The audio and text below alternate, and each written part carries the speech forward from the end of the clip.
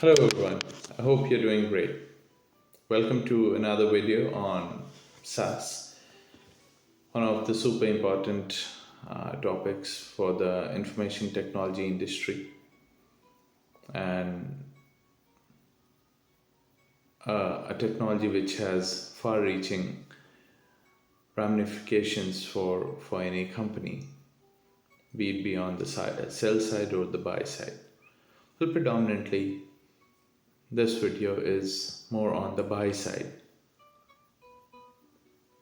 Like and articulated in my other videos, SaaS is actually software as a service. Software as a service is actually an intermediary from a journey where the companies in the earlier days used to have a multi-million dollar server infrastructure, and then they used to employ like thousands of people, hundreds and thousands of people, their own data centers, their backup and DR sites, and whole lot of IT infrastructure used to be there with all the resiliency systems in place. So came SaaS, software as a service, platform as a service, infrastructure as a service, and even smaller variants are there within the public and private cloud, and so that depends on various cloud providers as of now. So the migration from there to legacy owned applications and infrastructure to SaaS happened on the premise that this is more agile, this is more resilient, has a greater speed of go to market, and less upfront cost, and scale up, and data security and things like that. Essentially, what happens that once a company goes to the SaaS or migrates to cloud, it gets all these benefits of the scalability, of low upfront capital investment, and easy access to the modern technologies. But what is it being traded off? Is the control to the service provider. So one of the very important things here is the concept of evergreening, and I'll digress here for a few seconds to pharmaceutical industry. The pharmaceutical industry, where we see that a particular company who is manufacturing drugs for diabetes or for any element, it has a patent for like 15 years, 10 years, 20 years to solely manufacture and sell that particular drug in a particular geography or globally. And towards the end of that patent period, it tweaks it minor at a very minor level, and because of that, it evergreens it. So it again kind of gets a new tenure for a patent tenure for another 30 years, 20 years, and then towards the end of that 20th year, it will again tweak a bit in the formulation of the medicine, and then so that is what is called as concept of evergreening in pharmaceutical industry. So something somewhat similar is happens in the SaaS world. Now how? This is an interesting point here. Once a company, once a particular client migrates to cloud, and cloud is not a small thing. I mean, as per Gartner reports, SaaS market all over the world is supposed to touch up to 1 trillion by end of this decade. Last year, It was $561 billion, and this year it's supposed to be around $675 billion. So clearly huge numbers here. So coming back to the point that of evergreening in the SaaS industry. So within the SaaS world, once the supplier, once the cloud service provider sees that there's a genuine need of sunsetting this particular service line, where the reasons can be strategic alignment or low volume of, or the low demand or low uh, per license revenue earnings, or they can be shift in the technology landscape, or the company wants to wind up in that particular geography, or has certain priorities. All said and done, these items fall under the real genuine reasons why a company cannot provide the particular offering. But in certain cases, there have been instances where the company is like, hey, you know what? We have got this particular client on our cloud.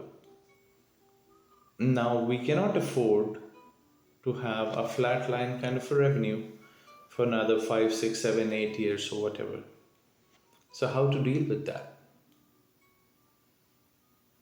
So there comes that pharmaceutical analogy.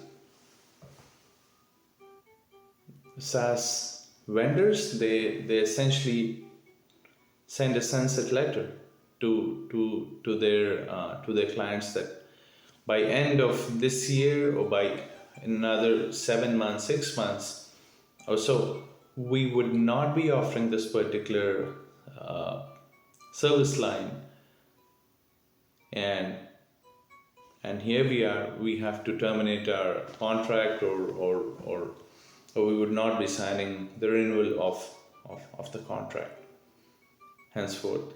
And in case if you want to still keep the relationship, you have to migrate to something different, which is seemingly sold as a premium version or an improved version, with every sun and moon being promised in that bouquet of technologies. And like I said, in the medicine example and in this example, it's more or less the same. It's just the taxonomy is changed, the packaging is changed, but however, the core functionality remains the same. So there are ways how to detect it, and there are ways how to deal with this.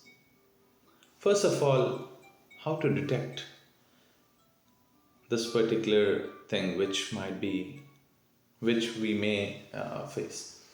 So how to detect is the service provider, is this in a market where it is about to go public? Is this company trying to increase its product valuation by dramatically jacking up its revenue? Or has this been bought by a private equity firm? Or are they really trying to get out of this industry because of the low profit margins it has been facing? All these things should definitely stop a company in not exercising its contractual liabilities. However, like I said, in the sunset clause. So this is one way how to probe that, okay, this company may be a target. This company may turn into a company delivering that bad news of sunsetting. Another way is to see that whether this company has had a history of being acquired by by group of owners or by private equity firms, or something similar, or they have been divested, or are they too niche a product in a bigger company? Say for example, let's take example of a big SaaS company like Salesforce, and is this small little thing completely different to the overall uh, product offering of Salesforce? If yes, then definitely this can be one of those entities which can be spun off during the period of the contract.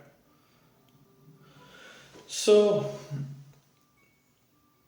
this is like, these are few of the ways by which it can be detected, it can be reasonably ascertained, or the initial reluctance or the reluctance of the company to sign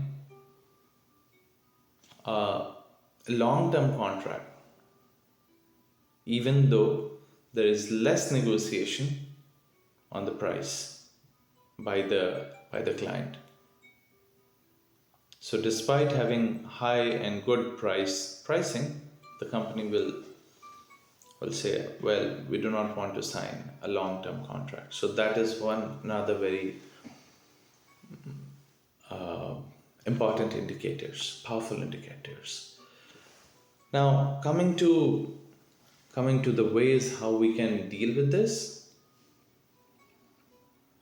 is predominantly contractual, that we should have a nicely written sunset clause within the contract at the time of the negotiation, that should the service provider choose to alter the product offering by diminishing the bouquet of services, or by stopping a portion or whole of the services within the product offering, or chooses to offer more than 90% of the similar services in form of a new offering, then it has to give us a notice at least 1 year in advance, 1 year or 2 years or something like that in advance. And should that happens, the client should have the right to walk out of the deal. That will ensure that if the client purchased or entered into the SaaS arrangement with the company for apple, oranges, and grapes for another 3 years, 4 years during the course of the deal, it will continue getting apple, oranges, and grapes, and not a combination or bundled pricing or bundled offering or diminished or more, and try to be and try not to be a victim of product evergreening, as like I said, in the pharmaceutical industry. Well, it requires a lot of strategic unity within the different arms of the company, be it product leadership or financial leadership, or the relationship day-to-day relationship managers with the service provider, who are actually like the eyes and the ears of that particular supplier, or even the ops team. So based on the concerted effort, the SaaS evergreening can be definitely reasonably predicted, and can be reasonably dealt with, and no nasty surprises would be there, and that is what I intended to highlight in this video today. I hope you liked my content, and in case you do, please feel free to like and subscribe my channel, and I look forward to meet you in yet another video. Take care.